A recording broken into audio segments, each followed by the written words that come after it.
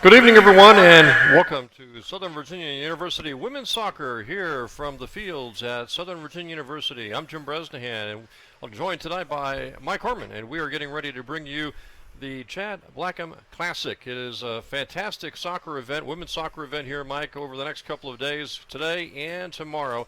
This classic that is going to be playing. We already had game one in this of the doubleheader tonight. We've got Southern Virginia ready to take on Ferrum here in just a few seconds, and of course, two more games coming up on Saturday. Yeah, this is a great way to start off the beginning of the year for them to have so many home games. We already had one. Now we have a nice doubleheader or a classic here at the fields, and I know the girls are ready to go. And the Chad Blackham Classic, that's who they named it after, Chad Blackham, big supporter of soccer here at Southern Virginia University. And I understand one of his daughters graduated a few years ago, Megan, and he's also got a daughter, Chad does, playing tonight, Alicia Blackham this season. Yes, and they were just some wonderful young ladies. Not only great soccer players, but great students and great personnel to go out and put forth just a wonderful persona for the whole university. In the first game tonight, Marymount was taking on Emory and Henry against Southern Virginia Ferrum in game two, and then tomorrow night it'll be Ferrum taking on Marymount in the first game at 5 o'clock, and at 7:30 tomorrow night Southern Virginia will be matched up against Emory and Henry. And of course, during the regular season, eventually Southern Virginia women will be taking on Marymount in soccer. They'll be hosting them on the 21st of October. Yeah, that's why they're using this as a classic and having Marymount here. You play them in the regular season. You don't want to go ahead and have too many chances for each other to know all your little secrets. But it's going to be a nice thing to see them progress and get into that conference season. Now, Mike, the Knights, of course, opened up the season. The women's soccer team opening up the season on Tuesday against Bridgewater. Talk about that game a little bit, some of the things that you saw that were positive because you did that game, and perhaps some of the negatives in that 4-1 loss to Bridgewater. Well, first of all, we want to talk about the two young ladies that were on the ground and hurt, one for Bridgewater and one for Southern Virginia. Right. Just some reports. The young lady from Bridgewater has a displaced rib and broken rib and is doing much better now. And then our own Rachel Miller had a lacerated kidney, and so she's out for the rest of the season. The prognosis or recovery is 3 to 6 months. The good things are that the Knights didn't panic. They played well. There's a lot of stuff that they were doing about mid-season last year that we've already seen them do here with their passing and being able to play defense.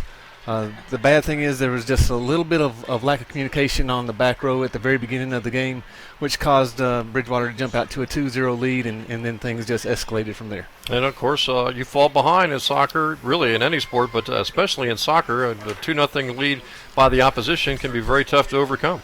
Yeah, once you get that extra goal, that 2 lead or 3-goal lead, then you play a whole lot looser and you put more pressure on the other team to try to perform outside of their comfort level.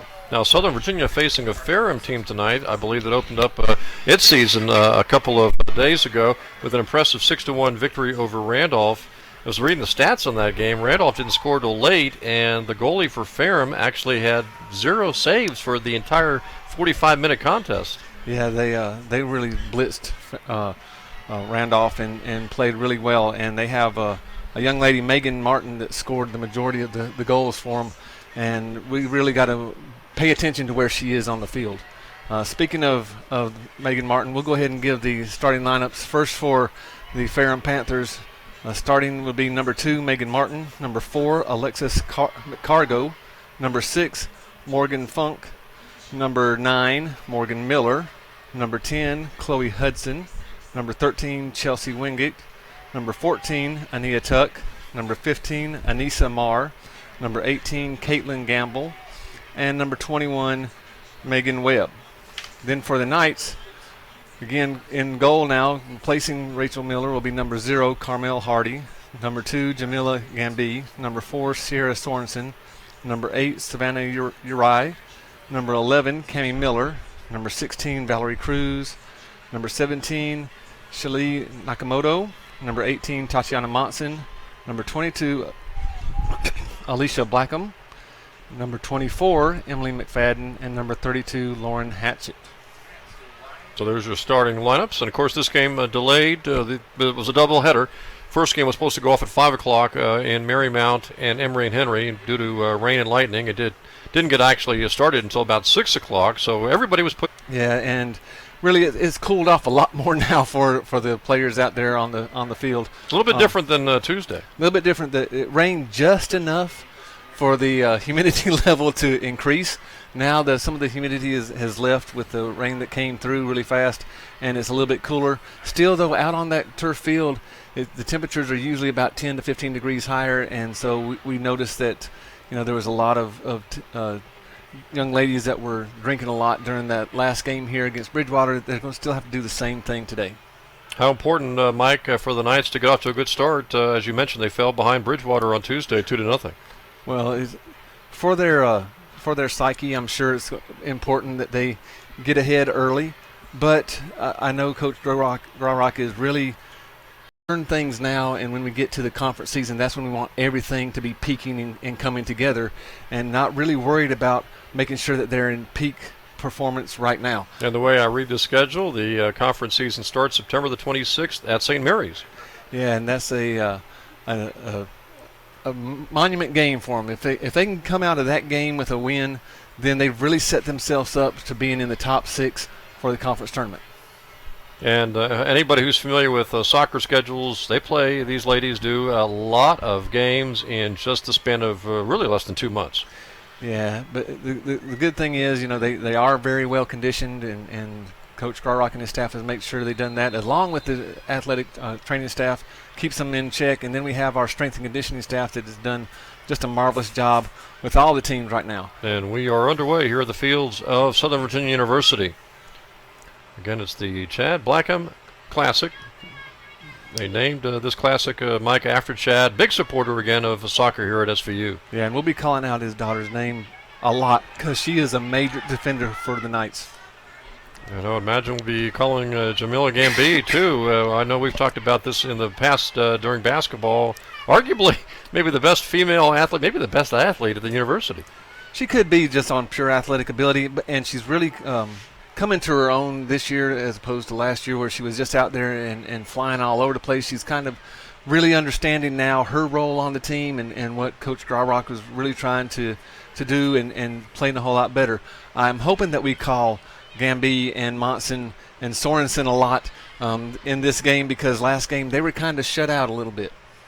Didn't get a whole lot of shots. And I know you guys, you and Art had talked about this on Tuesday, that the Knights seem to be favoring the right side of the field on their offensive side, on their offensive attack. Yeah, they seem to do that, and we're going to pay attention to that tonight.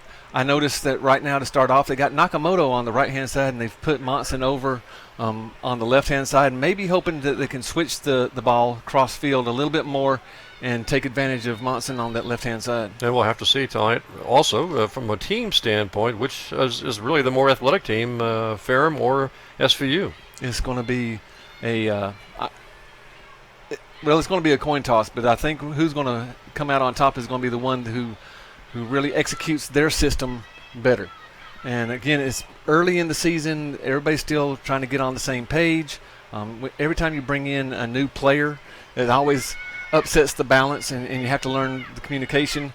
But hopefully we'll see a lot better execution tonight, both offensively and defensively. What do you think at this point, I guess, going into this ball game tonight, is the bigger focus for Coach Graurock and really the entire team, shoring up maybe the defense perhaps, having given up 4 goals on Tuesday, or really trying to generate the offense? Well, I think it's going to be the defense, especially with Miller being out, and they were really going to count on her this year to take Mackenzie Cox's place in goal. Right now with this corner kick, the Knights are in real danger, and so we'll just have to see how well they clear it out. Kick towards the goal and in. Looked like Carmel Hardy was trying to grab it. And that's the difference between playing in college and playing in high school. She's coming straight out of high school, true freshman. And those kind of kicks in high school usually don't happen, and if they do, they're really lazy, and you can go ahead and catch it. It'd been nice to see Carmel just go ahead and punch that out and let her defense clear it for her. And it looked to me like basically after the kick, it just kind of went in off the goalie and in. Yeah, it went through her hands, and again, that's just the speed and power that the college players have. In retrospect, from the goalkeeper standpoint, what's the best way to play that corner kick, at least that specific corner kick? Just punching it out. Punch it out and to the side as far as you can, and let your defense go ahead and try to clear it. Got to be a lot of pressure on Carmel taking over once again for Rachel Miller, the original goalkeeper who got injured on Tuesday. Yeah, I'm sure there is, and I'm sure she's feeling it. And I'm sure the defense is feeling it too. They want to rally around Carmel, and so this again, they've only had 2 days to practice these new alignments that they've had to put in, and it's a building process. There's again building for the conference season. So yes, you want to win games in your preseason schedule, but if you can win in your conference, that's what it's all about. And as you mentioned, this is not just for tonight. This is for the season for Carmel Hardy as far as the goalkeeper is concerned. Yeah, as long as Carmel stays healthy. Yeah. Well, that was the other thing I was going to ask you, and I'm sure Coach Graurock has thought about it. Not really a big priority going in. He was more concerned about Carmel's play, but the backup goalkeeper at this point. Well, I know they've tried several people out in goal Mm-hmm. and for emergency situations, and he wasn't very forthright and upcoming with who he has there. I know he has a couple in place, and he didn't want to really say in order not to put pressure on anybody else. But I know he has backup plans, and we just hope we don't have to see those backup plans. And hopefully Carmel will be able to settle down after allowing that first goal that puts Ferrum on top here 1-0. Well, that's just the jitters, and really that was all set up by the corner kick, and that came off of a bad clear on the Knights' back line. They need to make sure that when they clear it, they're clearing it out and away from that end line, so there's no more corner kicks. And of course, the Knights would really be able to take some pressure off the goalkeeper Hardy if they could put one in themselves. There's offsides on the Panthers. And again, it's small things right now that Coach Graurock's having to try to correct and deal with. So I'm sure he's feeling like he has some good, positive direction that he's going in. It's just the small things instead of one of those years when you have everybody new and you're trying to teach everything and you just wonder if anything's going to come together. I wondered, you mentioned this, really trying to get some teamwork, the team to gel a little bit. And again, maybe that's on both sides, defense and offense. But offensively, making sure that the passes are good, and obviously the players are positioned where they each think the other's going to be. I guess how difficult is that, and can you just do that in a few games in the non-conference? Well, I think that you can do it in the games in the non-conference, because when you're practicing, you start to understand what the defense is doing against you, and it becomes very easy to beat the defense. And then you go into your games, you start to learn, oh, Coach Graurock was saying this, and we need to make sure we pay attention, or Coach Klein was telling us we need to pass the ball this way. So I'm sure that this is a great learning opportunity when they watch film and they're starting to understand a little bit more. And there's nothing like game experience. And I'm sure Coach Graurock, Mike, would like to see his team play more on Ferrum's side of the midfield line. I'm sure he would. And things will start to settle down a little bit. It's always the first 10 minutes of the game. You have those jitters, especially when you have someone new coming in to take a very vital place. So after the first 10 minutes of this half, we'll see the Knights really settle in. Ferrum, like I said, has been very successful in their last game, and they've settled in. They've had no major replacements, so they're feeling really good about themselves. And they would love to, as you mentioned, also get Tatiana Monson really more involved tonight than she was on Tuesday. I believe she scored 17 goals last year, half of the total goals that were scored by the Knights in the 2014 season. Yeah, and I've talked to Tatiana, and she's very upset with herself about missing the penalty kick that she had last time. And she said that was the first time anybody's really guessed right on her. And, the law of averages finally caught up to her. But she wants to make sure, and I know Coach Graurock has talked to her about not putting the pressure on her to try to score those 17 goals again, because everybody knows about her now. And they're going to be doing things to try to keep her from scoring. So now she's learning a new role of being a playmaker for others on the team. And it's really a shame to see again, Rachel Miller get injured on Tuesday. She was playing actually very well as a goalie, and the one part I did see that was very impressive was that double save on the penalty kick. Oh, that was just amazing, and that was really starting to pick up the Knights as after they saw her do that, and they were playing a whole lot better as a defense on the back line. And then to see her go down with 3 minutes left with just a horrific injury that she couldn't even stand and walk on her own. It was just not fun to see. There's a nice pass into Nakamoto going down the right-hand side. Good defense, though, by Ferrum to get it out of there, at least temporarily. And there's Alicia Blackham trying to keep it in. And if we watch the Knights play, they play a 4-2-3-1, and you'll see a lot of rotation on this where one will start out in the back, and then all of a sudden on a certain rotation, just depending on where the ball is, they'll rotate up to the front. Knights trying to set up for a shot, but Ferrum's defender's right there. Nice job by keeping the ball in, and we're starting to see a little bit better and more crisp passes by the Knights. Looks like we're setting up for a corner kick now for the Knights, and we saw Ferrum score on their first corner kick. It'd be really nice to see the Knights score on their first corner kick. And number 26, Emily McFadden, so that she changed back into number 26. They had her written down on the starting lineup as 24. The goalie for Ferrum comes out and makes the save.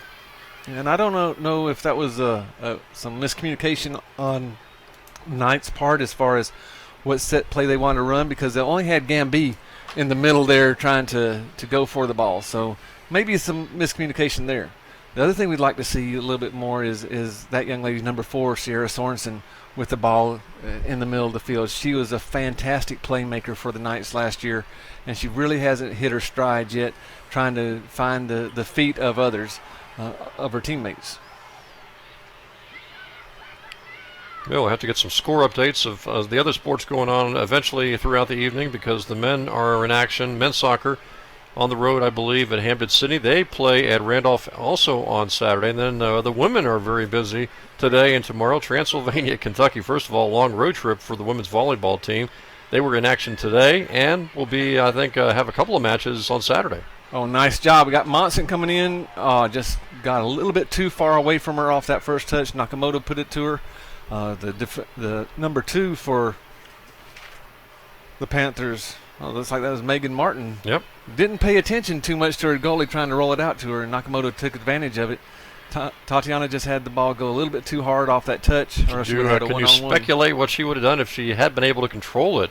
Oh, it would have been a nice try for her, because anytime you put her one-on-one with a goalie, it's you always try to give the striker the upper hand. Mm-hmm. So I'm sure she would have done something with it to make up for that missed penalty kick. Well, we played a little over 10 minutes, and Ferrum's on top here, 1-0.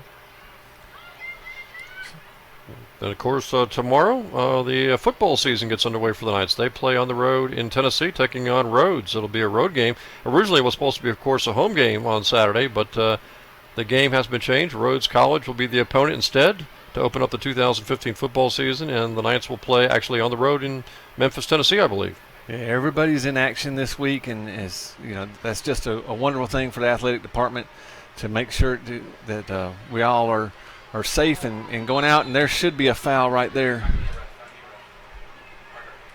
Yeah, that was Monson going down.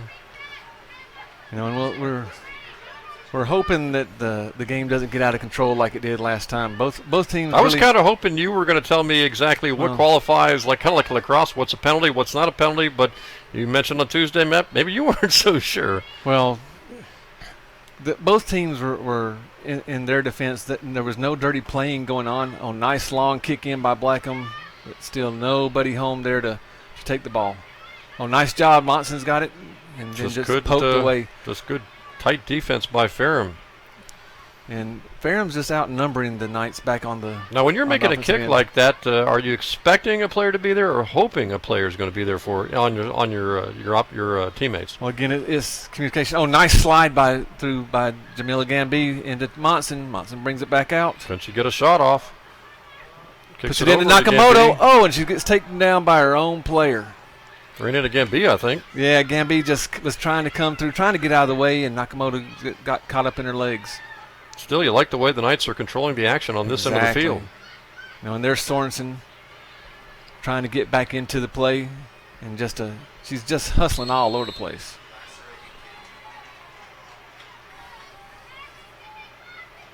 Just a little common foul there. Sorensen hooked her a little bit and didn't allow the Ferrum Panther to freely move. So there's the foul. But getting back to last game, the referee wasn't calling any penalties. So the young ladies were playing to that type of game, which I guess you could say is consistency, but maybe the wrong kind of consistency. Wrong kind of consistency, which obviously can lead to injuries, which we saw on both sides. Yep, and you can't fault the players in that. That was the referee's fault for letting it get out of hand and letting two players get severely injured. From the games you saw last year, did you see a lot of inconsistency from the refs where some would let them play and some would call it very tight? Well, what I'm hoping is this is their early season too. That was their first game. Sure, yeah. So we hope that things get a little bit better. I know that both the Bridgewater coach and Coach Dryrock had, oh no, this is not good with the ball in the middle. Good block there by the Knights. Can they get it? Nice job by Clements. I'm sorry, that's not Clements. That's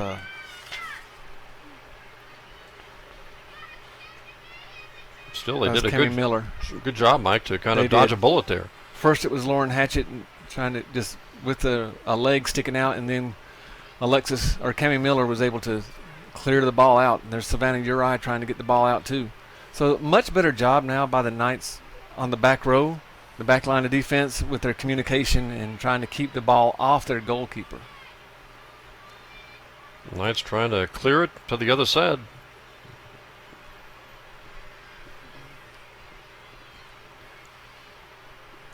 And one of the big issues that Coach Garrock was having to deal with this year coming in is his main defender back on the back line, Riley Anderson, is not here this year, and he lost Mackenzie Cox, who is the all-time saves leader. So he was really worried about his defense, and it's going to be Cammie Miller and Alexis Clements that has to step up and take that enforcer role back there as far as talking and letting people know.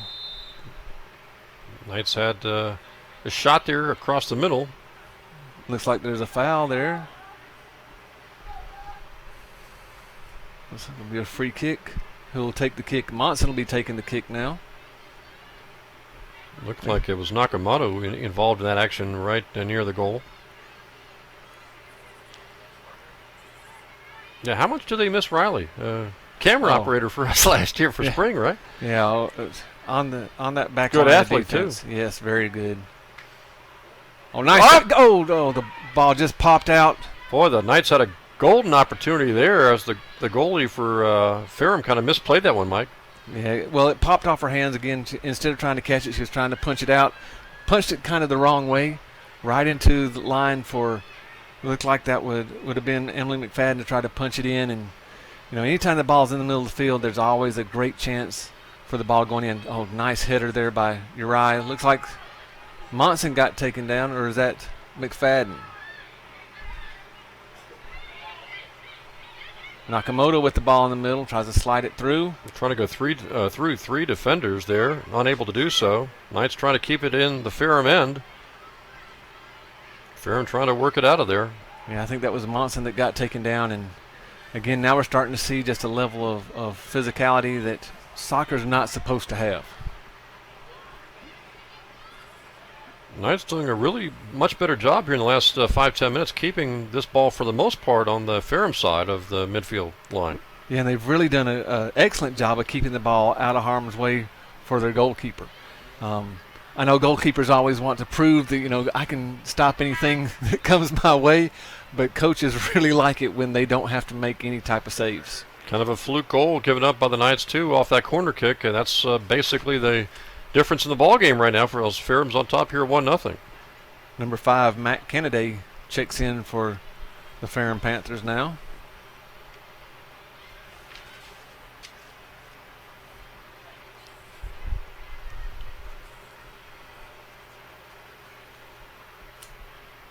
There's Lauren Hatchett back, clearing the ball out. Nice clear. Nice and deep, able to keep it in. Mike, how important is it for these players, let's say the Knights especially, just reaction? We were talking about that temporarily misplayed by the goalkeeper for Ferrum, and the Knights not able to put it in the goal. And again, you want good teamwork and you want to be able to figure out where your teammates are going to be, but quite often you're going to have something come your way where it's going to maybe a split-second decision about what you're going to do. That's always right place at right time, especially in soccer. And if the ball's in the goal area, then you really want to make sure that you're in the right place at the right time and take advantage of that. And the more chances that you can do, the better off it is. There's a foul on Jamila. Ran into Mar for Ferrum. Yeah, put her shoulder. They went shoulder to shoulder and just a little bit too strong pushing her down. Well, Jamila, not just a great athlete, but a very physical player. We saw that in basketball, of course, last season. Picked up just a few fouls in the basketball season last season. Just a few. 26:32 to go, first half, and Ferrum on top here, 1-0. And it's been a fairly clean half, and with a lot of action really going on. Not just a game where it's the ball's kept around midfield. Knights are trying to clear it here. There's Alicia Blackham trying to clear it out, and again, just a senior defender. She knows what she's doing back there. One of the leaders on the team that they're really looking for her to be the stalwart and the rock in that back line. How important will the next goal be in this game, Mike? Ferrum obviously gets it. They've got a 2-goal lead, whereas the Knights would love to pick it up, obviously tie this game and get some momentum. Well, you always want to make sure that you can try to tie it up or get that next goal after someone's scored. Then we see Savannah Uri going out. And Powell coming in. And Powell coming in, and Powell is very fast also. You'll be impressed with the way she can get up and down the field. Well, anybody's looked down this roster as Gambia hits the turf can see there's a lot of freshmen on this team. There are, and it's a good mix. There's a lot of returners from last year. A lot of the freshmen that had to play last year are back, and they're able to really help the new freshmen and guide them along the way. But it's a nice mix of upperclassmen and underclassmen. Knights trying to generate some offense here. They only had one goal on Tuesday against Bridgewater.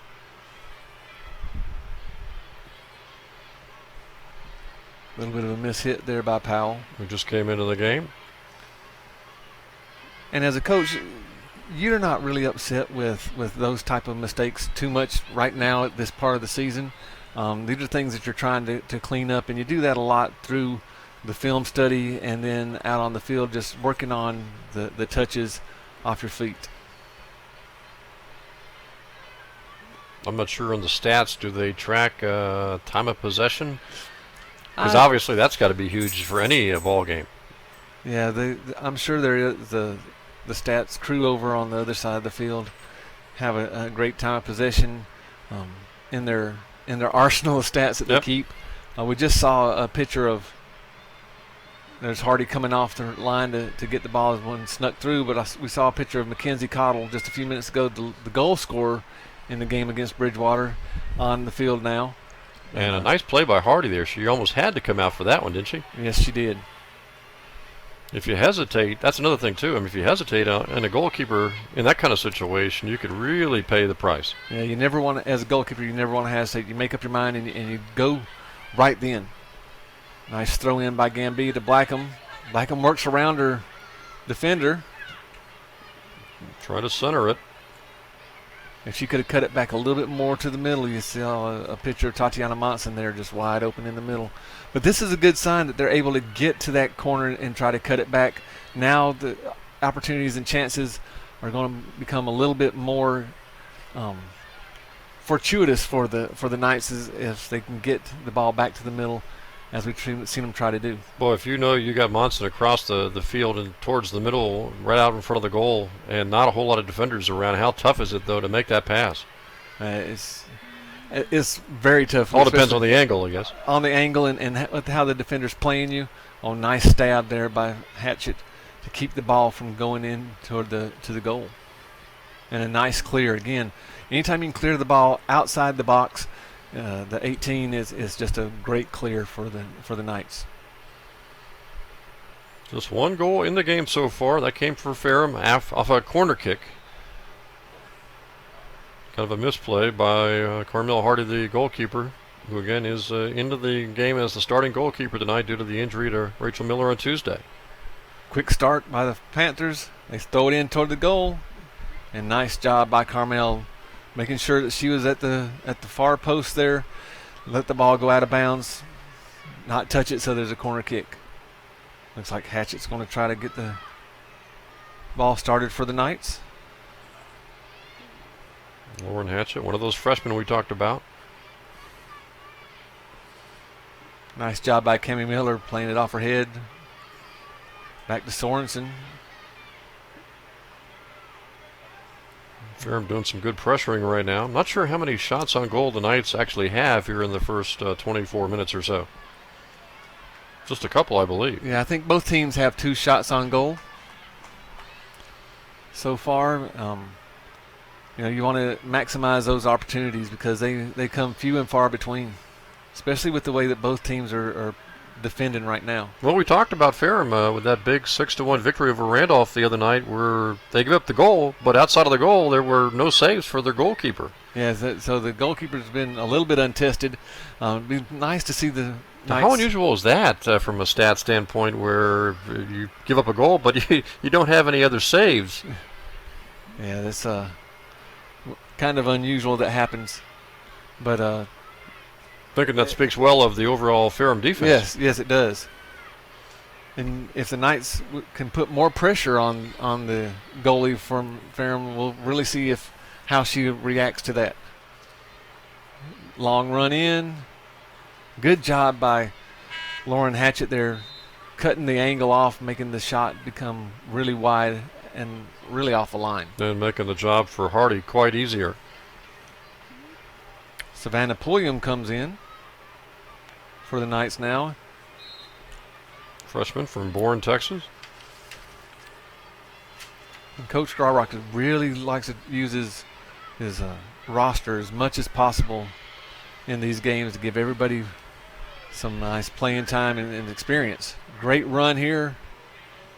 Nakamoto slides it through. Here we go. Johnson. Good save by the goalkeeper for Ferrum. Actually we talked about it. If you hesitate, Tatiana Monson's almost got a wide open shot there. Yeah, that was just a little bit too hard off of Tatiana's feet there as she was coming through. I think she was trying to make a move, but also great play by the goalkeeper to come off. If she would have hesitated one more step, Tatiana would have had it. There's Gamby trying to push her way through. Unable to do so. And then we'll get another corner kick coming up, Jim. So let's see how the Knights want to play this. We saw last time against Bridgewater, they played a lot of short corner kicks, just trying to set some things up and then attack the goal. We'll see if they try to hit anything towards the goal. Mackenzie Cottle taking the corner kick now.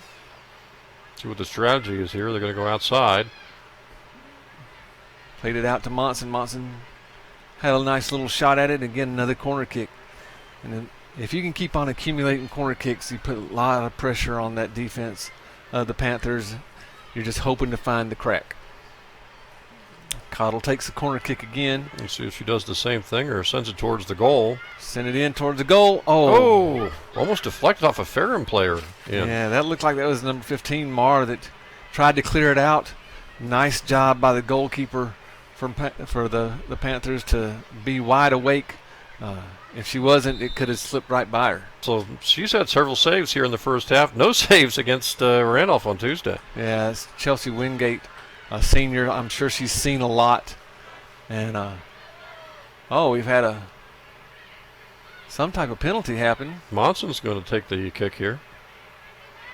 Have a free kick right outside the 18. I don't think that's 10 yards away. Oh, they picked the ball up and put it back down. Yeah, the referee's going to have to step in there and back them up. I don't think they're 10 yards. There we go. Now we'll see what Monson wants to do with it. She's going to try to bend it around the the wall. Is she going to try to use Sorensen at the front? Tough angle. Yeah, you got Nakamoto there with it. Plays it for. Have it all over again. Looks like a Somebody broke Panther. early. When the Panthers moved a little bit too early. Now Sorensen's up there with Nakamoto. See if they try to do the same thing. She'll play it back to Tatiana. Tatiana with the High shot and over. shot.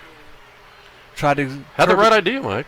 tried to curve it around the wall. Just got a little bit too much under it. But now we're starting to see the Knights offense put more and more pressure on the defense, and hopefully we'll see a few cracks in that defense, and the Knights can put the ball in the back of the net. Yeah, you just keep that up, and sooner or later you might catch a break.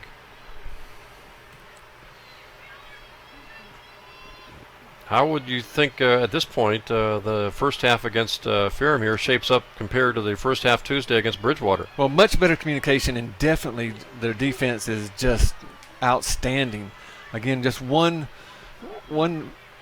mental mistake by a brand new player in her first game in a college setting for the goal. Yeah. Yeah, you can't fault Carmel Hardy for that. Again, I'm sure the nerves were just overwhelming, but the defense has really stepped up to rally around her. Sorensen with the ball, and I really like seeing Sorensen with the ball out in space. There's Powell chasing the ball down. The Knights got to do some clearing here. It looks like we got a corner kick now.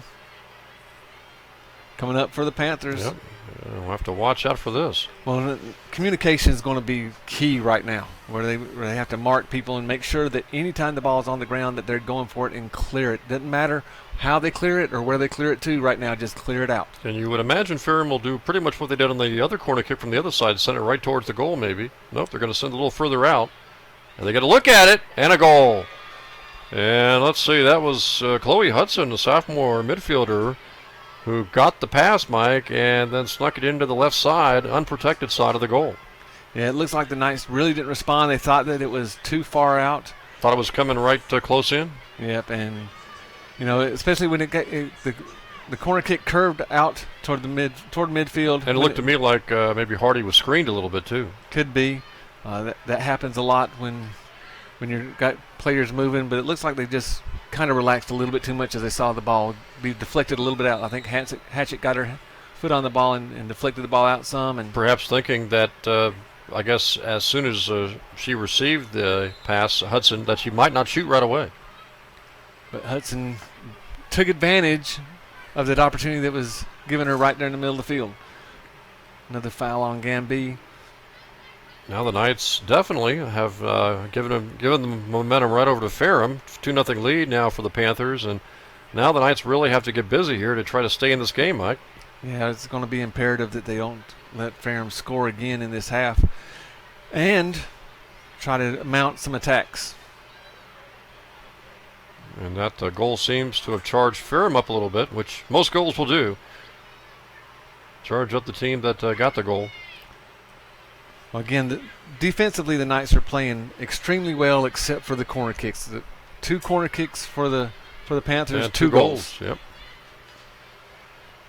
Other than that, the Knights are playing extremely well. Even though, they've given up those 2 goals on that, the defense looks 100% better than it did last time, just by communication.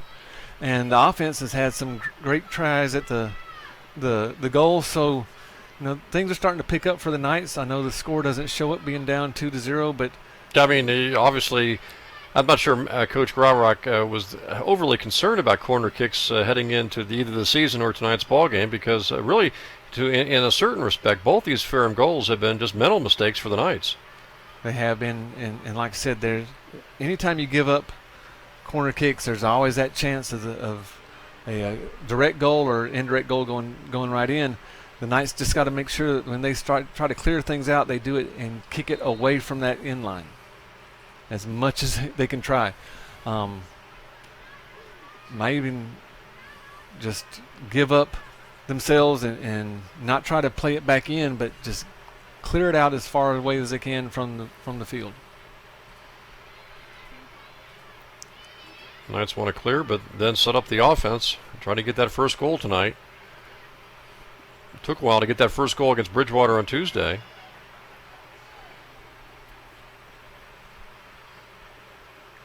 Ferrum trying to keep the pressure on.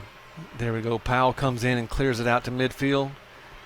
Gamby's there to pick it up over to Cottle. Cottle tries to chip it ahead to Gamby and just let Gamby chase it down. Oh, that could have been a major mistake by the Panthers, throwing it back into the middle of the field. Yeah, Nakamoto could have got over just a little faster, but probably didn't anticipate that play. Yeah, she was coming as hard as she could. It was just the nonchalantness of the Panthers was kind of surprising there. Yeah, I'm sure. Even despite that 6-1 win they had against Randolph, I'm sure the Ferrum folks are saying, hey, we got to work out some kinks in these opening games too. There's a good job by Hatchett, getting back, not trying to do too much with the ball, just kicking it out, letting her defense come down. Panthers try to start it quickly, though, and catch the Knights napping a little bit. Kick towards the goal. Hardy is able to corral that save. And she let it go over the end line. So here we have another corner kick. Had it, bobbled it. And now another corner kick. And again, Ferrum's already scored on a couple of corner kicks. And let's see how this one unfolds. Well, the ball's going to curve out towards midfield.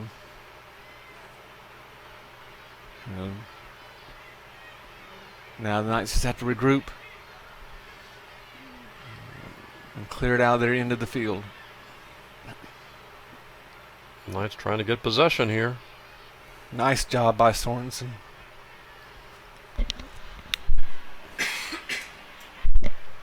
Anytime you can stalemate a defender or an offensive player, you've done your job as a defender. And just by watching Jim, the communication is just so much better than it was against Bridgewater. The first game jitters, I'm sure, was a lot to have to do with it. But the Knights are really communicating well. And it looks like they're not really favoring one side of the field versus the other in the offensive area. That's a nice switch of the field right there, all the way across the field to Monson. Here comes a shot, saved though by Ferrum. Ferrum goalkeepers had a few saves here, but nothing really serious as far as a shot on goal. Nothing that really would alarm the Ferrum folks, I would think. Yeah, that last shot on goal was by Mackenzie Cottle, who scored from about that distance against Bridgewater. That's back on the attack here. Well, you like the way that Nakamoto really handles it. Slide through the pass right through the middle. Cottle just couldn't catch up to it. Yes, and Nakamoto's been outstanding tonight. We didn't see her up front in the game against Bridgewater. Again, Coach Dryrock's trying to figure out all the pieces. Looks like he might have found a piece of that third attacker to go along with Gamby and Monson. Sarah Foster's in. How many games into the season do you pretty much experiment with different combinations and different philosophies, I guess? I would think that you want to be settled after about the third or fourth game. And then those next few games before your conference comes around, you want to make sure that group gels together. By my count, they've got 8 non-conference games before they meet up with St. Mary's on the 26th of September. So I'm sure he's looking at the next 2 games, making sure that he knows exactly what each player can do and who's going to be fitting in the best spot in the next 2 games, and then he'll make some decisions on, we're going to try to make sure that this group works together exclusively. By the way, the women's soccer team will be in a tournament classic next weekend too, next Friday and Saturday, playing in Lynchburg in the Schnellenberger Classic, taking on Roanoke on September the 11th, and I believe Lynchburg may be on the 12th. And Lynchburg, the defending national champions. Yep. Division III national champions. It's one of those things that Coach Garrock really likes to do is have his teams play the best competition available before their conference comes up, so they see everything. Nice centering pass. Nice trying to get it off the right foot, but just cannot get the shot off, at least temporarily. Still have hopes of getting a shot, but Ferrum is able to clear it. But a lot of pressure that the Knights are putting on that defense of the Panthers, and the Panthers have been equal to the task so far, but how many times can they keep you off the doorstep, knocking and out of the house? I know they're shut out on the scoreboard, Mike, but the offense has been, I would imagine, much better here in the first half against Ferrum than Tuesday against Bridgewater. Well, communication-wise, definitely. Mm-hmm. That was one of the things that allowed. Looks like we're going to have another corner kick. But that was one thing that allowed some of the goals from Bridgewater was just a little bit of lack of communication and hesitation. Allowing players to get behind. Yeah. So just hesitation, lack of communication, and not knowing really what the next person beside you is going to do. Now we see a lot of great communication. Now they say it went off a Ferrum player, so now we got a goal kick for the Knights. Hatchett sends it out. Ferrum sends it right back in. And Knights. That's not the worst thing to clear it out of bounds. That could happen. So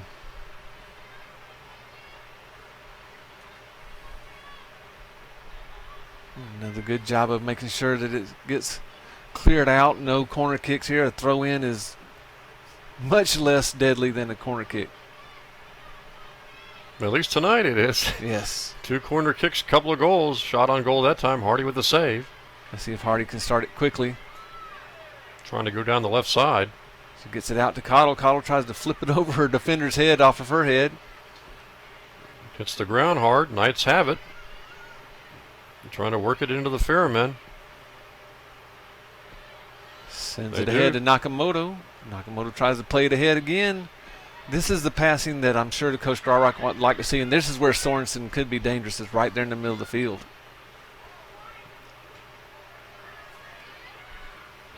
Sorensen's got it right now. Tries to slide it through. Can the Knights get it off the right foot? Over to Cottle. Cottle, the last goal scorer for the Knights. You know, and those are the passes and the little combination plays that we didn't see against Bridgewater. That I know Coach Starrock's very competitive. He always wants to win, and even when they win, he has a list of 100 things that they want to do better. And those short interior passes are not easy to make because, first of all, they're hard to make around defenders. But second of all, the intended recipient in a split second has to be ready for that pass, expecting it. Oh, just wide shot there.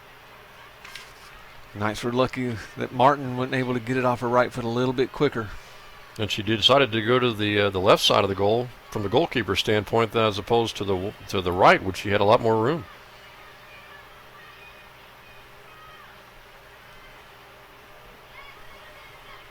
Well, Jimmy, if we could take those corner kicks away, this is a 0-0 score. Anybody's ball game. It's still anybody's ball game with 45 minutes obviously left in the second half. But again, as you mentioned, you get behind 2-0, Mike, and you mentioned this at the very beginning. It's really tough to catch up. Well, now we're going to see, again, we talked about this against Bridgewater. We're going to see the mentality and the mental strength of the Knights. Don't get out of system. Keep playing. You do have a long time. You still got a whole second half. Plus, with all the pressure that they're putting on the Panthers defense right there at the front of the goal, something is going to slip in. But if you get out of system, then things can start to fall apart. So this is really a mental training exercise as much as it is trying to use your physical abilities to score. And the Knights just brought in another good athlete into the game, and Zoe Bradshaw. Yeah, another very quick athlete that we've seen last year playing lacrosse. I'm wondering who would win a 100-yard dash between Monson and maybe Bradshaw. It would be fun to see, wouldn't it? Yeah, they kind of remind me of each other.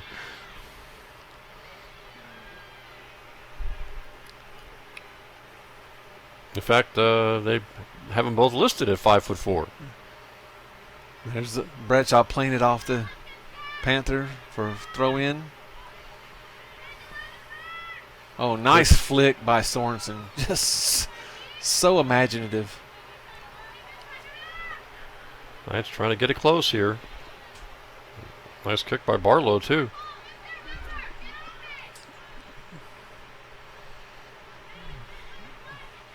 Panthers try to switch it all the way over to the other side of the field, but nobody home. Powell with a nice throw in. Well, at halftime, we'll try to get you some other score updates before we start second half action of women's volleyball, men's soccer. Men's soccer playing, I believe, at Hampden-Sydney tonight. And, of course, football opens up tomorrow, 1 o'clock at Rhodes. A little bit of pressure. It was interesting to see how that football schedule changed. Redemption Christian was supposed to be a home game to start the season, and then they switched over to Rhodes. And Redemption Christian's been in the news, I guess, here in the last couple of months. Yeah, you can find them in some Sports Illustrated articles and Josh on USA ESPN Today. and USA Today. Yeah. So, not. But it should be a very interesting opener, I think, for the Knights football team playing at Rhodes and then they get a week off before they actually open up the season at home against Frostburg on the 19th. Yeah, and that will be a lot of people here for that game. The conferences are always tough in just about every sport I think the Knights play in, but I can't imagine a tougher conference than the conference they are in for football. Yeah, you got some really good schools. Wesley is one of them. Newport, Rowan. Yes. And the list goes on. We talked last year during basketball season. We were talking about the Division III championships, and Wesley was rolling there for a while until they got to those Wisconsin schools and just got bounced. So it's a different world when you get to those top echelon teams. Salisbury, I think, found that out, men and women, I think, last year. Yes. In softball, Salisbury made it to the finals of the Division III championships. Played against Tufts University. Right. Tufts went undefeated last year, 51-0. First time ever that someone went 51-0 to win the softball championship. But that's the second year in a row that Salisbury's come up as the bridesmaid. That's tough. But then again, Salisbury's got some good sports programs in different sports. Lacrosse obviously is the one that really comes to mind, but you can go up and down and see they had a heck of a 2014-15 athletic season. They sure did. And that was a nice clear by Hatchett, just getting the ball out, making sure that there's no pressure put on her teammate back there in goal. Clock ticking down. The Knights certainly don't want to give up any more goals here in the last minute. Miller's able to clear it out a little bit. Looks like that was Sorensen trying to slide it through.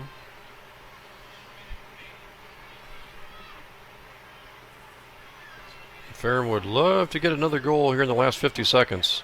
And the Knights cannot afford to give one up. Powell needs to get it out. Nice job by Powell just to turn and get it out of bounds for a throw-in.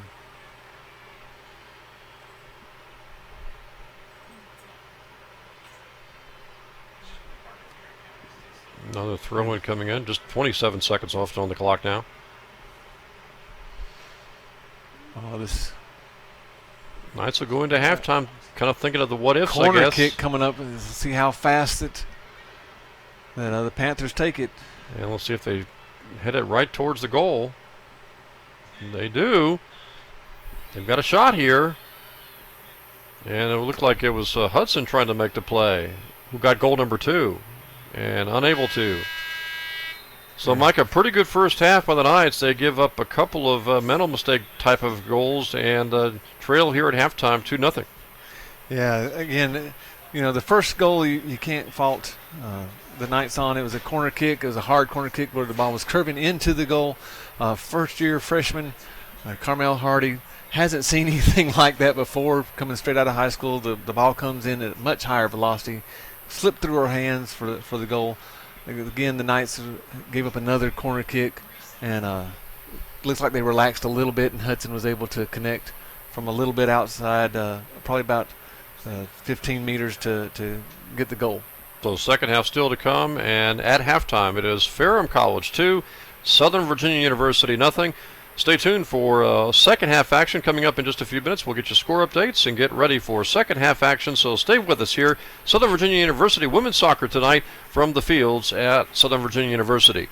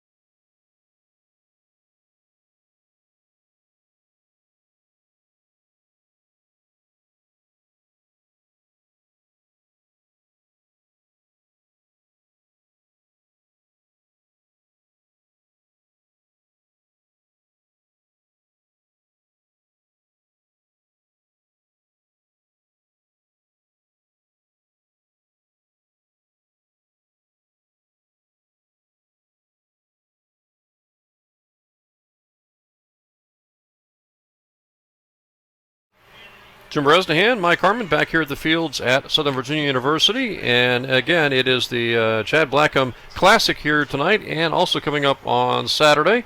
And Mike, in the first game, it was Marymount knocking off Emory and Henry 2-1. And here in the nightcap, the second game of this doubleheader of the Chad Blackham Classic, it is Ferrum on top of Southern Virginia 2-0 as we get ready to start second half play.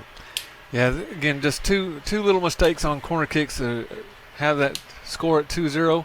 Hopefully the Knights can shore those things up. We saw a lot of good things happening on the offensive end. They're right there knocking on the door. Just couldn't get a good shot off. Hopefully in the second half we'll see them able to crack through. You know, when you look at the stats, shots by period first half, Ferrum had 8 shots total. Southern Virginia had 7 shots total.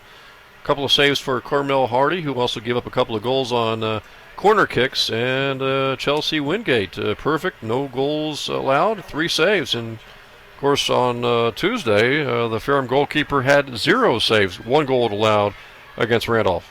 Yeah, and you know we want to see more pressure on the goalkeeper by the Knights, and it looks like if they continue what they were doing in the first half, they'll have that pressure on the goalkeeper, and hopefully we'll be able to see them put the ball in the back of the net. No, Monson had a couple of shots, no goals, obviously. Jamila Gambi, no shots at all in that first half. Yeah, she was kind of blanked out there, and I'm sure that they're looking to rectify that a little bit.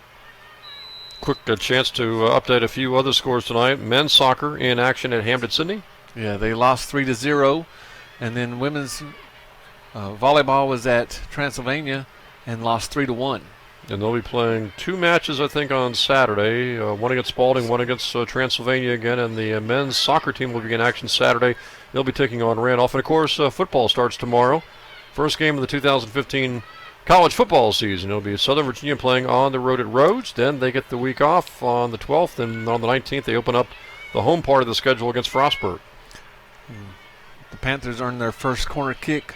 It was about a minute and a half into the second half. Let's see how the Knights want to play this, and again they want to clear it out as quickly as possible. They go towards the goal, and a shot is in, and the ball came loose momentarily, and it looked like a lot of the defenders kind of froze there, Mike. Yeah, that's unfortunate. That's 3 goals, all on corner kicks tonight for the Ferrum Panthers. It looked like one Ferrum player momentarily hit it, ball came out just a couple of feet away, and a clear-cut shot, and none of the defenders seemed to react quickly. And, boy, I'll tell you, the goalkeeper, or Hardy, didn't have much of a chance on that one, too. No, not at all. There's Gambi streaking down the field, tries to send it in. Tough goal for the Knights to give up in the opening minute of the second half. Now down 3 goals. Yeah, that's something that you didn't want to see coming right out of the first half. You know, and that's something that you really don't spend a whole lot of time on, is how you're going to defend corner kicks. You think you got it down pat. But I wonder now, 3 goals, 3 corner kicks leading to those goals. I wonder if this is something Coach Graurock will either write off or really start to focus on before they play Emory and Henry tomorrow night at 7:30. I'm sure he's going to talk to them a little bit more about some communication issues that may have been arising there. There's not a lot that you can do to rectify that practice-wise, but I'm sure when they do get into practice, that'll be a thing that they will really focus on. And the goalkeeper for, the goalkeepers actually tonight for Ferrum, Wingate, and also Hannah Stacy, who's in there right now. They've done a pretty good job of making decisions on several occasions to come out and actually make an aggressive play on the ball as opposed to hanging back. As you mentioned, you hang back, and sometimes you're going to pay for it as a goalkeeper.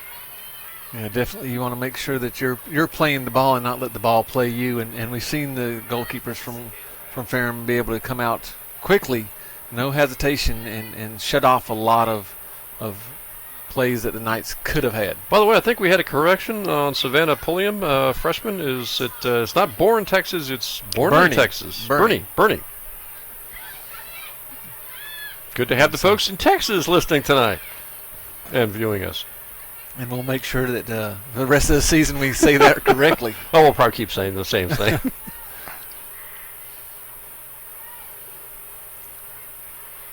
Again, it's imperative that the Knights stick with their system and not try to do too much individual-wise now, or else the score could really get out of hand. By the way, Mike, I meant to ask you earlier, from a soccer standpoint, is there one part of the United States where soccer is king? I mean, you hear so often back in the spring about lacrosse, Northern Virginia, Maryland, another goal there for Ferrum. Wow. That one looked like the kick into the goal just kind of took the goalkeeper Hardy off guard. Wasn't expecting that. Goalkeeper went one way, the ball went the other. Yeah, she was moving with the ball, and she didn't see, looks like that's number 6. She didn't see Funk coming straight down the middle. Good play by Funk, too. She redirected the ball back to the near goal post and caught Hardy as she was moving. So, you like lacrosse, Northern Virginia, Maryland, up into Pennsylvania, lacrosse country. Is there a soccer country where one part of the nation really dominates?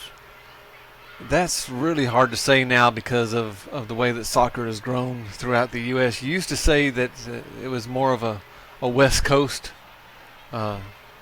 game, but now it's just throughout the whole United States. It's just becoming really a national game, so you can't really say one area dominates more than the other. See if the Knights can make an offensive charge here. They've given up a couple of goals in just the opening 4 minutes of the second half.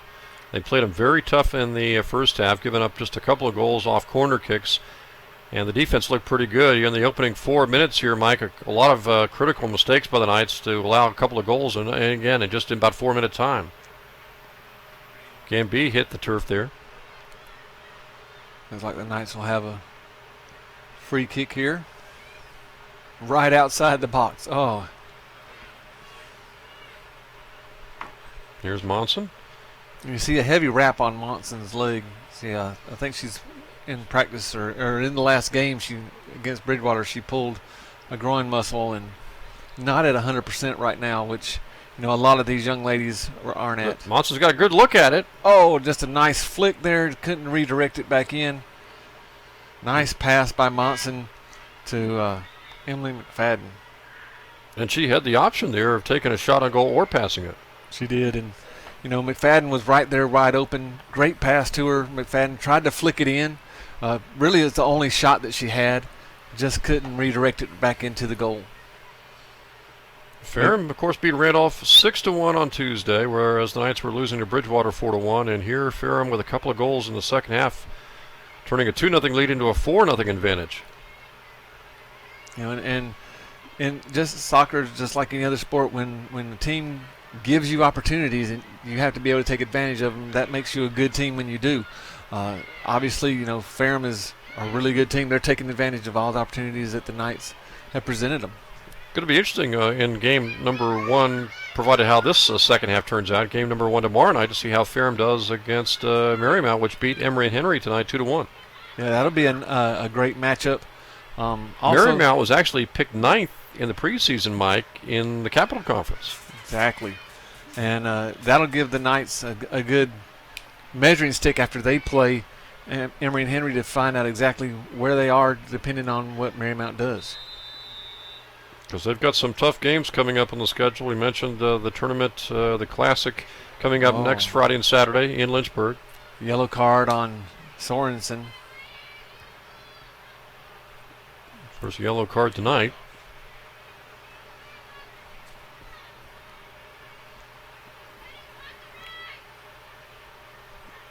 Knights have really come out kind of flat here, Mike, in the opening 6 minutes or so of the second half. And with the exception of that one pass in to McFadden for an attempt at goal, the majority of the game in the second half has been played on the Knights' defensive end. And to a large degree, the first half was the opposite. The Knights really kept the ball on the Ferrum side of the midfield stripe quite a lot in the first half. Yeah, they played really well, and their ball control was just superior to what it was against Bridgewater. Well, I know you mentioned at the very beginning of the game how tough it is to come from behind when you're trailing, and that was 2-0 in the first half, now 4-0 in the second half, and that really opens up the possibilities, kind of allows Ferrum to play with, really, they can either play, I guess, a more conservative game or play a little bit more aggressively now. Yeah, and that was a foul on Savannah Sorensen again, and the referee's warning her, and Savannah's really got to be careful now because she's got a bullseye on her back. Doesn't want a red card. Doesn't want a red card. Ferrum sends it in. Nice job by Cammie Miller to get it out of there. Knights trying to clear, but Ferrum won't let them. Good job taking the ball away by Sorensen. Had to Gambee. Can't control it. We'll see if it went off of Ferrum. Nope, they're going to say it went off of Gambee. Gambee just had a hard time getting started tonight, getting away from those Ferrum defenders. Well, after watching film, the coaches that they'll be playing against are going to watch film from last year. Nice job by Nakamoto to keep it in there. But they're going to put a lot of pressure against Gambee and probably double team her anytime that the ball gets thrown way ahead. The obvious choice is to go ahead and put pressure on Gambee and try to just kick it out of bounds as fast as possible. To nullify her athleticism. Exactly. I think last year she and Monson caught a lot of people by surprise. This year they're going to have to find a few new tricks in their bag because everybody knows what they can do. And maybe get some help. Yeah. And the one I was thinking about from the first half was maybe Nakamoto, even though she did not have a shot taken. Yeah, but she set a lot of things up for some other people and really some great dribbling skills. Alicia Blackham going to be starting the ball now. Nice long kick. Oh, just right over the head of Gambee. A little bit lower there, and Gambee may have been able to flick it in towards the goal. All in all, what's been your impression of goalkeeper Hardy taking over for Rachel Miller tonight? She's been put in a lot of tough situations. Corner kicks were the first 3 goals, and there's a shot off the face of one of the Knights players. Yeah, I think is that Cruz? Uri. Mm-hmm.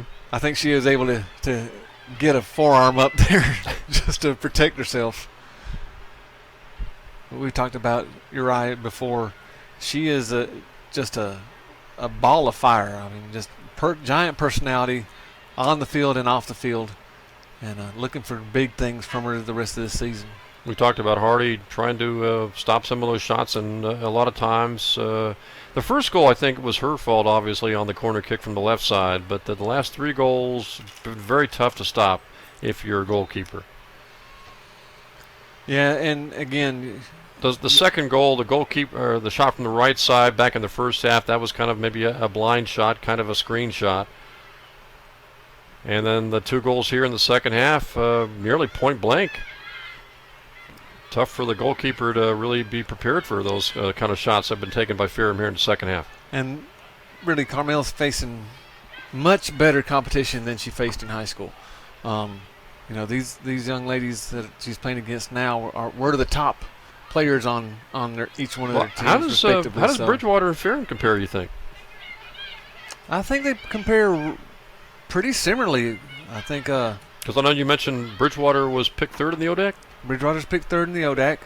I think they might be a little bit more technical, but they didn't take advantage of the situations that presented themselves as much as Ferrum has taken advantage of the situations tonight.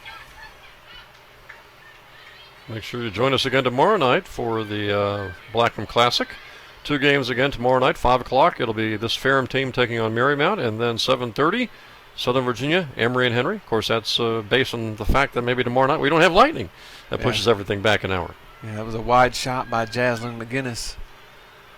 Again, the Knights need to make sure that they really retreat and play defense from the inside out. And the Knights were able to get a late goal against Bridgewater, Mike, on Tuesday. They'd love to get another goal or 2 here, get on the scoreboard, obviously, maybe get a goal or 2 before this one's all said and done. Savannah tries to play it ahead to Gambee. And the goalkeeper again for Ferrum coming out, grabbing the ball.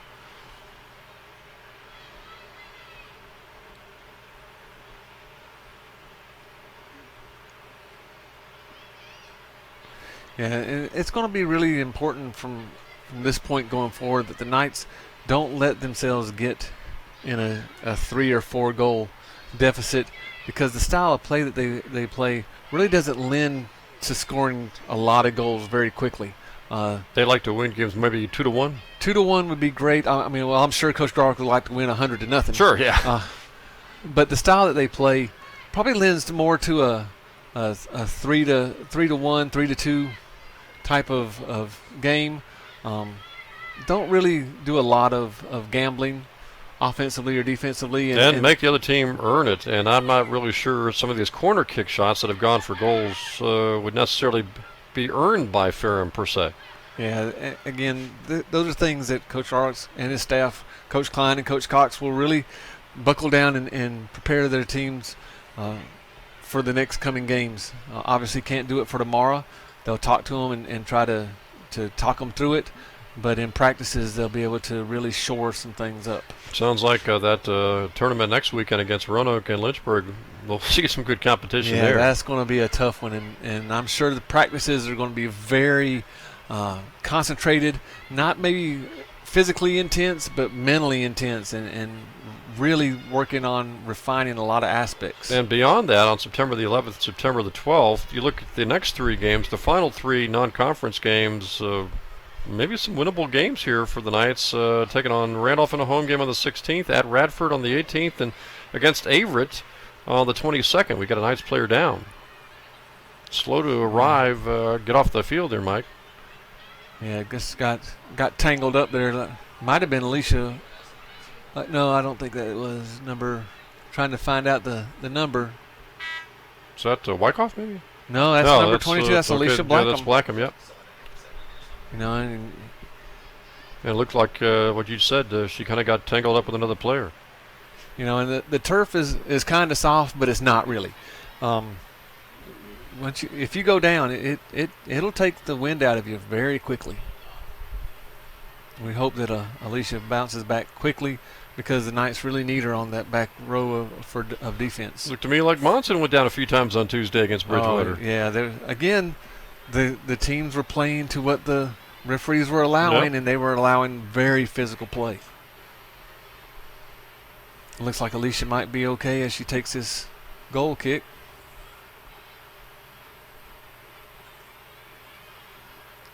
Right now, the Knights just trying to get it over to the Ferrum side before they set up their offense. See, and you can see this with that one attacker out in front. There's not a lot that the Knights can do except try to throw it ahead and hope that everybody else catches up. So it's more of a control type of offensive system that the Knights use. And really tough for Gambee because, as you mentioned, sometimes facing 2, sometimes like that situation facing 3 defenders. Yeah, and a lot of teams are going to do that. They're going to play 2 or 3 just right back with Gambee because they're going to recognize the system. Oh, this is not good for the Knights. No one there right now for Ferrum to assist. Up, almost a good centering pass. Nice job by Hatchett to get her foot on it. Because if they don't, that's a point-blank shot, Mike. Yeah, nice job by Hatchett getting her foot on it and then clearing by Miller. Ferrum set up from a shot from the outside over the goal. And those little floating shots there, you just always have to hold your breath because you don't know if they're just going to dip down at the last second and get in between the vertical jump of the goalkeeper and the top crossbar. Only takes about a foot or so. Yeah, it doesn't take much.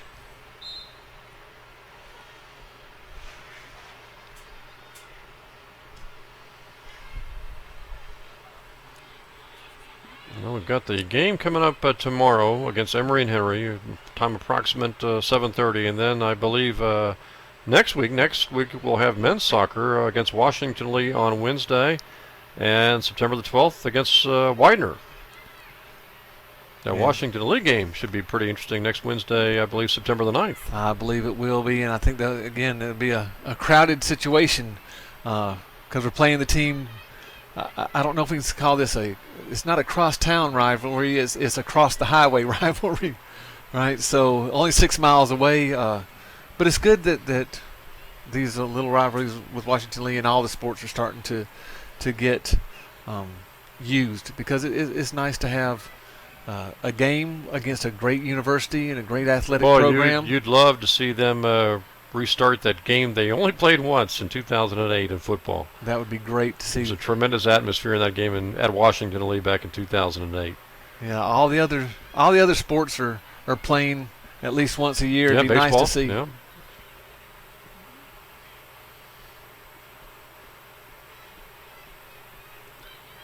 Valerie Cruz out there, and she's been doing just some great work in the midfield also. Avery Bishop as well. Knights trying to keep it on the Ferrum side, but Ferrum trying to clear it.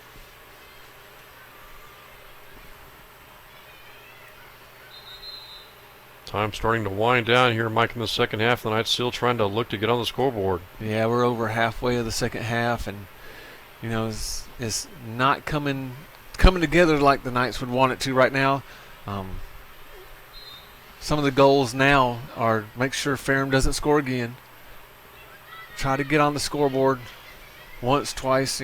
Obviously 4 times would be great, but you want to get that first goal, but you can't allow the Panthers to score again. Knights just had the misfortune of giving up a couple of goals in the opening minutes of the second half. Yeah, it was they just got caught unaware. Maybe a little bit of hangover from halftime, not coming out ready to play. But that's something that the Knights can learn. And again, film sessions do wonders for athletes, because they can always tell the coach, well, I didn't do that and I didn't do that, but a picture is worth 1,000 words, and when you see yourself, then the player says, wow, I really did that. It's a change. It changes you very quickly. But I'm not sure they'll be able to tell you why they did it, right? Well, that's what the coaches are there for, to tell them why they did it and why the bad things happened. Hopefully those things. You would actually have players that would tell you, I didn't do that. Oh, yeah. And the film would show it, huh? Oh, yeah. Thousands of times. Backside defense. Oh, I was there, coach. No, you weren't. Yeah, I was. And then they're 15 feet away from the basket. And then that's when you would zoom in with the camera, right? Yeah. You just show those nice things. And, you don't do the film to show players up. It's always about trying to make sure that everybody understands where they're supposed to be. And how often would you not show film where you would say, we're just going to forget about that one and move on? We never watched the Division I games we played. Even the ones that we lost to Southern Utah University by 8. We didn't even watch that one. We lost to Coastal Carolina twice by 15. We didn't watch those. Those were just games that I told them to go in and play free, and we're not even going to worry about that. So we never watched those games. The girls would watch them on their own from other places, but we never sat down and watched film on those. They try to compare themselves way too much to those other girls, and when their point guard is taller than your center. Right. Yeah. That's tough. That's tough to overcome. Free kick here, trying to bend it to the far post. Header. Oh, redirected it back around. Close there. Yeah, and Mackenzie Cox is really going to be the one that's going to help Carmel Hardy through this season. Carmel was a little bit slow to react to that ball going all the way across to the far post. I'm sure Mackenzie's going to be talking to her constantly, giving her the advice and wisdom of a 4-year starter. I saw Mackenzie talking to Carmel yesterday as I was walking across campus, just trying to build her up, telling her, don't be nervous. Everything's going to be great. We're there for you. Again, especially with Rachel Miller being out, as you mentioned, for 3 to 6 months, this is the long haul. It's not just tonight. Obviously, it's the rest of the season. So exactly. You can't really get overly excited, maybe by a good performance if this was 0-0 or Southern Virginia was on top 2-0, and you can't be the other way when you're losing 4-0. Yeah, and I know that the coaching staff, Coach Garrock, Klein, and Cox, they will do everything they can to make sure that everybody understands that, especially Carmel.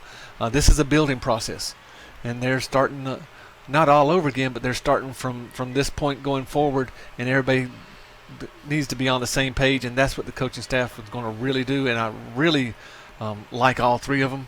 They do a great job at it. Here we see Mackenzie Cottle going down, taking the ball down for a chance to score. Oh, nice slide. Oh, boy. That one almost snuck through to Barlow. If she gets that pass, that might be an easy shot for her on goal. See, and the Knights are just right there. We talked about against Bridgewater, they're about a step slow on some of their passes. Tonight, they're about a quarter of a step. I'm thinking these could be termed, even though they're not shots, or even they're not shots, and they're certainly not shots on goal, but these are still, in some respects, missed opportunities. They are. And again, the Knights are coming closer and closer to that magic time of where everything clicks and the passes are crisp and right on the foot of the offensive player that they're trying to get it to.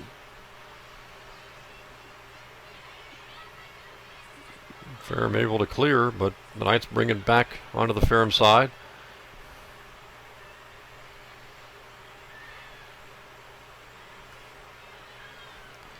And we saw a picture a few minutes ago of Cammie Miller.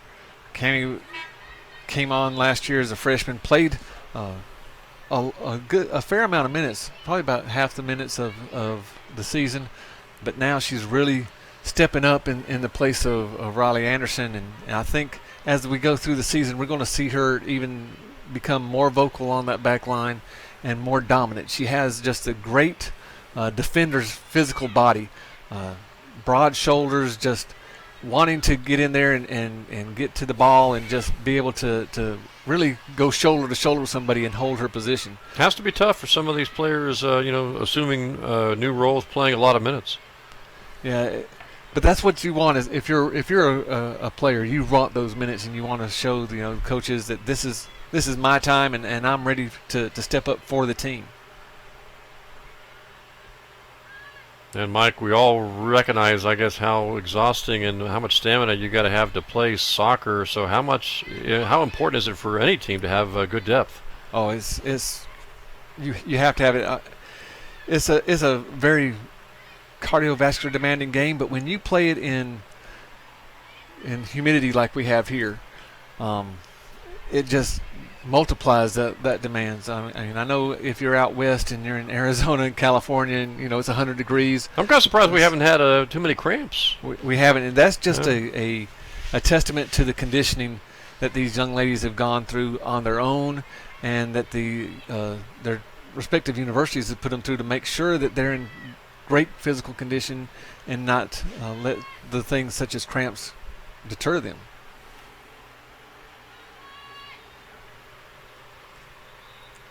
Don't forget, these women will be back at it again on Saturday, tomorrow night, 7:30. Southern Virginia takes on Emory and Henry, and the first game tomorrow, 5 o'clock, it'll be this same Ferrum team taking on Marymount. There we see number 19, Chloe Lewis, coming in for Alicia Blackham. Another freshman from Phoenix, Arizona. And it looks like number 4, Alexis McCargo, is coming in for the Panthers.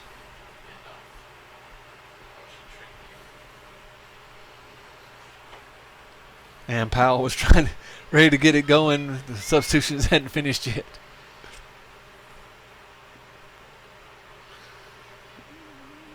Ferrum's done a good job all night long trying to keep Southern Virginia away from the goal.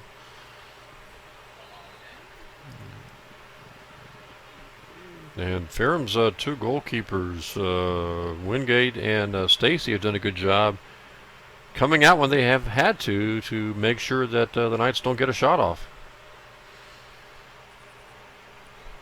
Valerie Cruz now with the free kick. Let's see if she can try to slide it in through and have someone running towards the goal.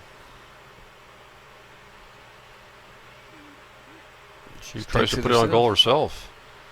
That's a tough shot to even get on goal, let alone score on. That is, and that distance away, the goalkeeper has a lot of time to react to it. But you're at the 18-minute mark now, and we haven't got on to the tally sheet for goals. So some people are going to do everything they can to help that out. I'm not sure in the second half if the Knights actually have a shot on goal.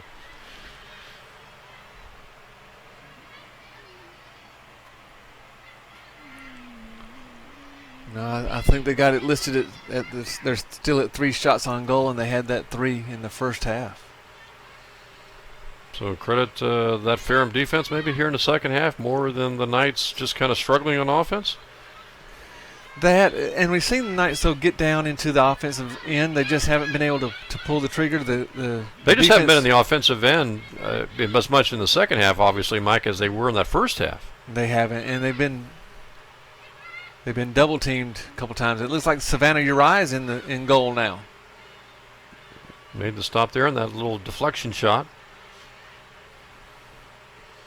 So a good chance for Mac Raurock, I guess, here to kind of test some other goalkeepers in the waning minutes of this ball game.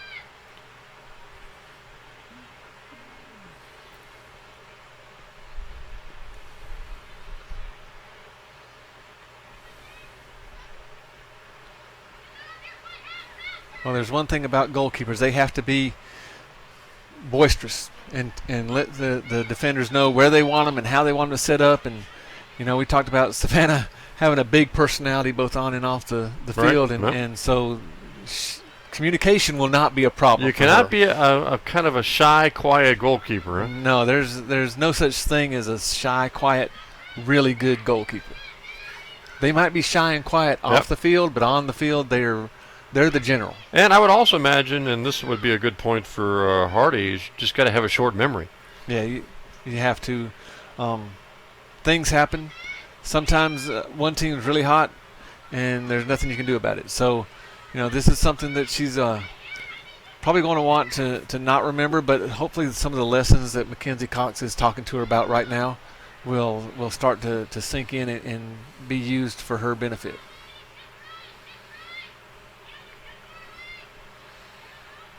Second half, I don't think there's any doubt Ferrum has really dominated when it comes to possessing the ball. Possessing the ball, taking advantage of mistakes, and defensively they've just really attacked the ball when the Knights have taken the ball down to the offensive end. Always two players going towards the ball. There's Mackenzie Cottle trying to make a run down the left-hand side. See where the help comes from. Nice dribble. Try to sneak it through, but see, there's the double team right there, forcing her back out. There's a shot. There's a nice shot. Save. It's like by Savannah Pulliam.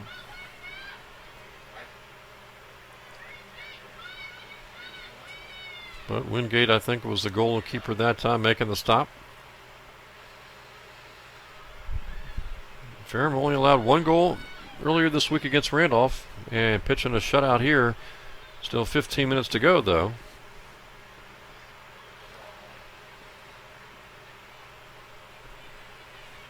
Much better pressure by the Knights, not letting Ferrum just take the ball up the field at will. And we haven't seen the last couple of minutes Gamby and perhaps Monson on the field. So will we see them before the end of the game, or are they done for the night? Well, with them playing again tomorrow night, now you have to kind of start weighing risk rewards. Right. If you see the Knights score in the next minute or two, maybe one of them comes back in if Coach Dark feels like they have a chance to pull even with the team.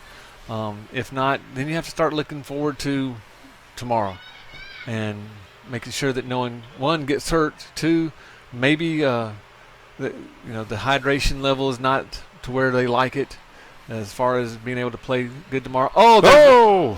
Just over. There's one of those little floating shots we talked about again, and if Mackenzie Cottle could have put that one in, she'd be, she's the leading goal scorer right now for the Knights. Yeah, if you hit that just a tad lighter, maybe a foot shorter, that goes in. Savannah Patillo in now for the Knights. 5'4" sophomore checking in. Well, in a lot of situations tonight, Ferrum's been able to, maybe the fine line, be able to take advantage, whereas the Knights have just kind of missed out very narrowly on some opportunities. And that was one of them right there. Yeah, Ferrum's also replaced their goalkeepers, Ashley McAllister now.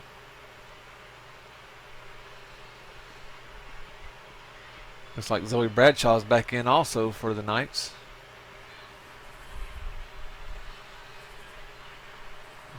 And Zoe's got it right now, trying to control it, but rolls away.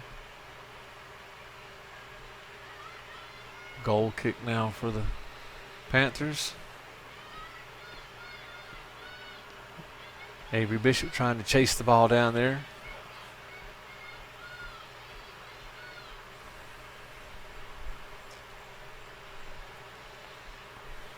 Well, everybody in action again on Saturday. We've got the same Ferrum team taking on Marymount at 5 o'clock, and Southern Virginia takes on Emory and Henry at 7:30. Men will be in action on Saturday in soccer, taking on Randolph.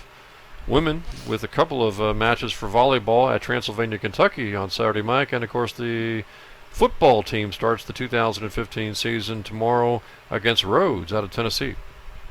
Yeah, all the Knights are looking for that first team to come through and get the win on the soccer side. Volleyball's won, or they won a set out of Averett and Washington Lee, but not able to get the full win. So they're looking for that first win there. Obviously, football's looking for that first win with their first game. Nice shot. Oh, goal for the Knights. That one snuck in the left side. Nice shot. Nice goal. And again, another long goal. That time for Jackie Barlow, the senior, who's been here for a long time and helped this program grow. Floated it perfectly over to, as far as the goalkeeper was concerned, the right side of the goal. Yeah, put it to that, from Jackie, put it to the far post. The goalkeeper just wasn't able to react quick enough. Great shot. You know, you just like to see those shots go in earlier in the game. Right. Same shots that the or Knights perhaps if that had happened in the opening minutes of the second half, who knows where this game would be. Exactly. So the Knights are pretty much in the same situation they were on Tuesday. They lost that game 4-1, now trailing here 4-1. They kind of scored late, I believe, in that game against Bridgewater on Tuesday. Yep. They sure did. And here they score with just a little over 12 minutes left. And it's kind of just the same distance, just on the opposite side of the field. Mackenzie Cottle put it in from a distance.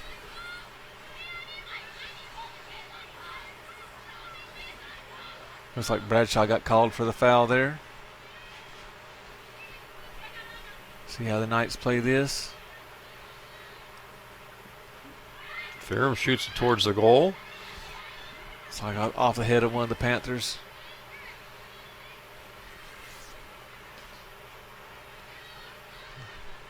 Goal kick for the Knights, and again, it'd be nice to see them be able to go ahead down the field, pick up another goal, get the confidence level up going into tomorrow.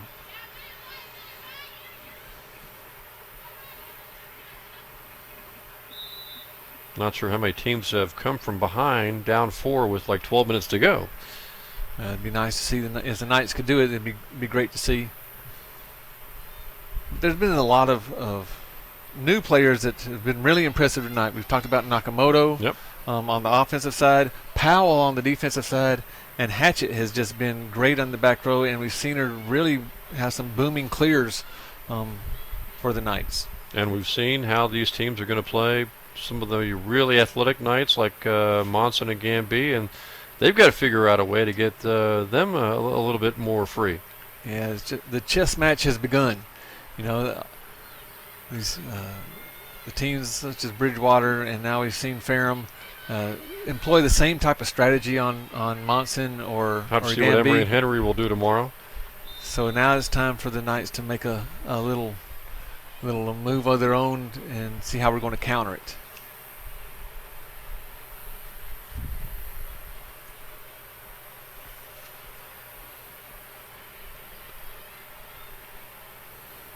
About 10 minutes left to go, Jim. And another goal would be great for the spirits of the Knights going into tomorrow's game. And again, they'll play at 7:30 tomorrow. First game 5 o'clock. Marymount taking on Ferrum, and then at 7:30, if everybody's on time and on track, it'll be the same Southern Virginia team taking on Emory and Henry, which lost to Marymount in game 1 today, 2-1. Looks like they called the ball over the end line. So a goal kick for the Knights, but Of course, Mike, also a big college football weekend. A lot of games on Thursday, some games tonight, a lot of games coming up on Saturday, and I know they're all waiting in Blacksburg for Virginia Tech, Ohio State on Monday, Labor Day. Yeah, I'm sure that that'll be a place that'll be very, very crowded. Uh, Well, my whole family comes from Columbus, so all my brothers and sisters went to Ohio State.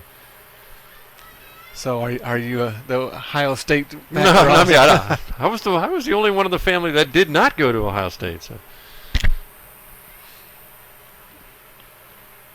Well, it's And BYU's got, I think, an interesting game coming up Saturday as well. I think they go to Nebraska. that could be a tough game. Virginia Wisconsin Tech takes on Alabama tomorrow. Yeah, there's a lot of tough games out there. No real, except for Ohio State, there's no real clear-cut dominating team. And if somehow Virginia Tech pulls off the upset, That would be something. That would be something, and that would set the whole college football world on fire. Well, Zoe Bradshaw took some collision there. Ball pops right back to Zoe, up and quickly starting it. And we've seen all the damage and knockdowns that Zoe can take as she's played women's lacrosse last season. It would usually hit the turf here, 4 or 5 times a game on average? Oh yeah, and pop right back up, and it's just amazing how they're able to condition themselves to pop right back up, and then Probably had a few bruises here and there throughout the season. At the end of the game, go, wow, that was tough. Shot to the right of the goal.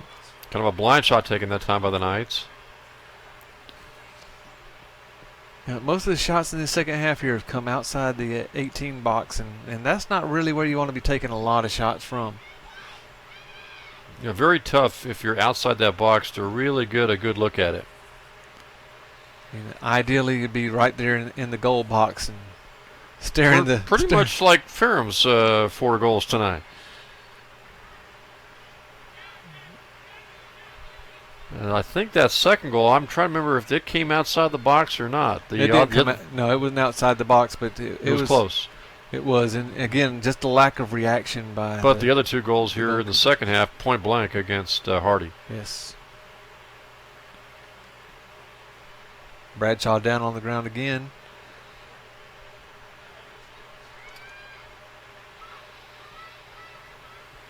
And between Bradshaw and Monson, we're going to have a stat of how many times do they get knocked down.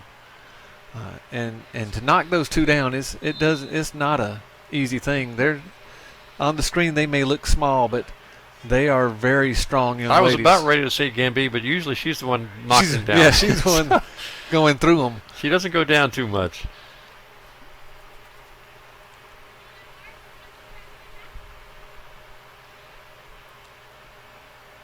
Stepping outside the fence to come up for the kick. Nice job to clear the ball out.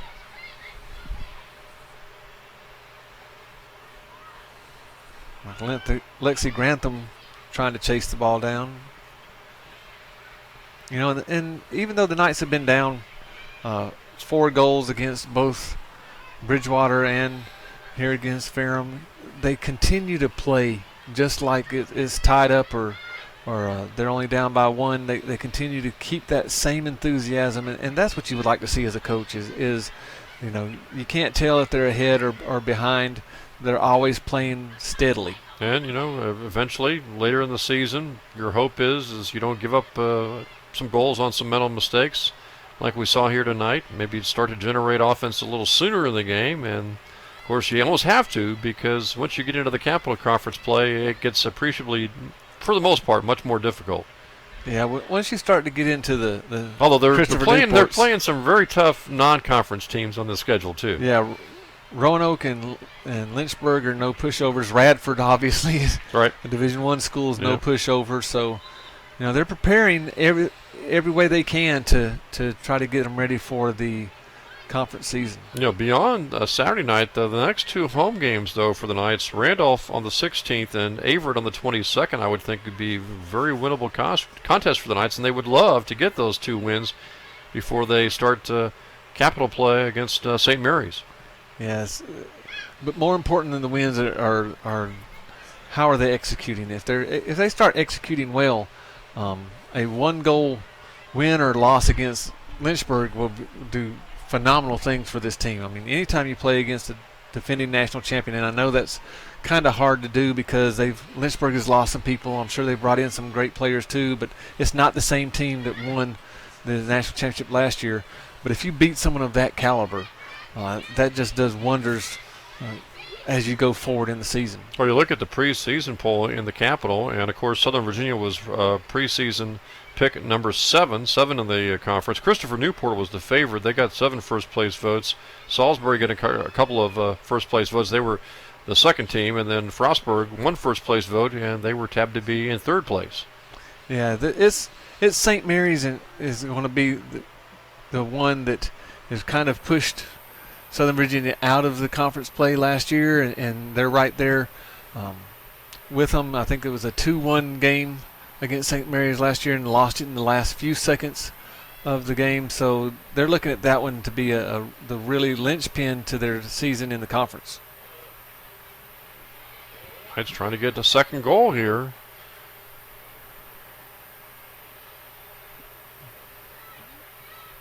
And you see all the Knights are pushed up forward. Hatchett was the last line of defense there.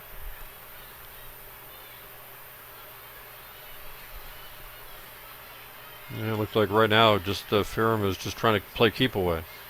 Trying to keep it in the SVU side of the midfield stripe. Yeah, looking for that that horn to go off without giving up another goal.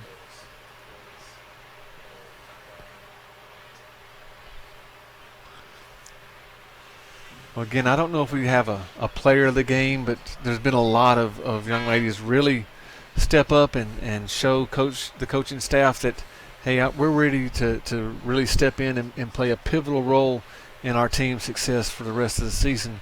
And, you know, noticeably is Nakamoto and Powell and even,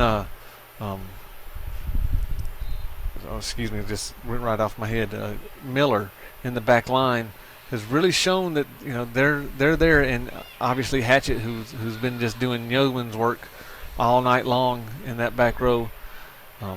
Now it's going to be time for Monson and Gamby, and they'll have to try to figure out a way to get them really opened up. Monson had 17 goals last year, and yet to get a goal just a couple of games into this 2015 season. Sorensen also, and I think really Sorensen could be the key to those two coming to life with her playmaking ability in the midfield.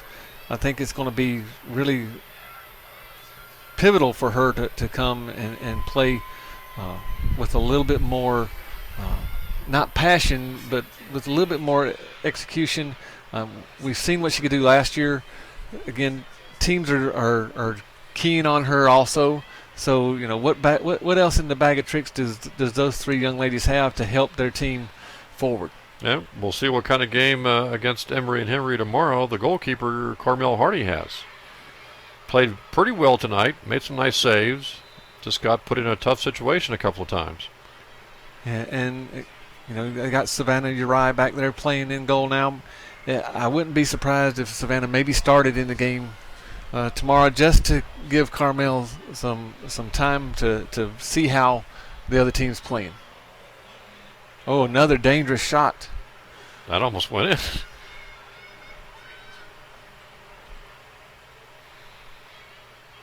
Well, sometimes, as we talked about, Mike, if you're a goalkeeper and you're indecisive, it can lead to a goal pretty quickly. Yeah, you have to be able to make quick and snap decisions and then follow through on them. No hesitation, and if you do, we see what happens. The 4 goals there that happened, just a little bit of hesitation. And Ferrum's got Emily Hargrove in there, a goalkeeper right now, a junior. By my count, they've had maybe 4 goalkeepers at least tonight. 4 goalkeepers tonight. Giving everybody a chance to playing time to get a little bit more experience. Well, make sure you join us again tomorrow night for this Chad Blackham Classic. 2 games tomorrow night. We will have Southern Virginia taking on Emory and Henry tomorrow night, a time approximate around 7:30 Saturday night. That's going to wrap things up here, Mike. Final score 4-1. Ferrum wins it. Well, again, what do the Knights take away from this? Do they grow from it? I know that the coaching staff will do all they can to help them grow from it. We'll see what steps they take from tonight to tomorrow night. Again, if they progress as far as they did from Bridgewater to tonight, tomorrow night will be a great game for them. And it just comes down to maybe getting off to a slightly better start, because in both their games so far this year, both losses, they've fallen behind, obviously.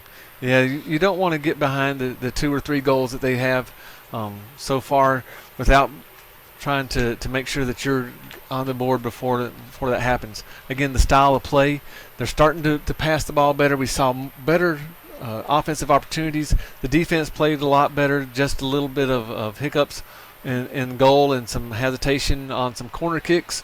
But, we shore those things up.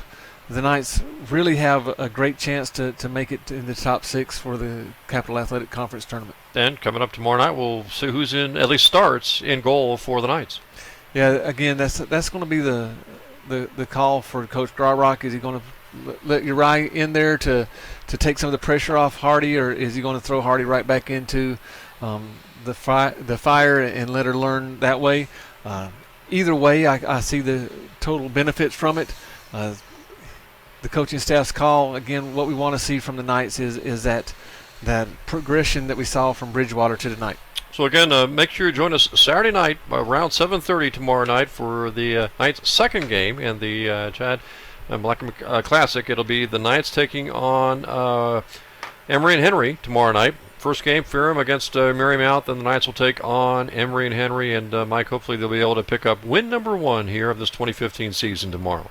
Be great to have them win a game in their own classic. Again, again, it's a growing process for the Knights.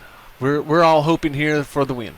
So join us on Saturday for Southern Virginia women's soccer, as the Knights will be taking on Emory and Henry tomorrow night starting around 7:30. Final score again tonight, Ferrum 4, Southern Virginia 1. For Mike Harmon, I'm Jim Bresnahan. Thanks for joining us, everyone.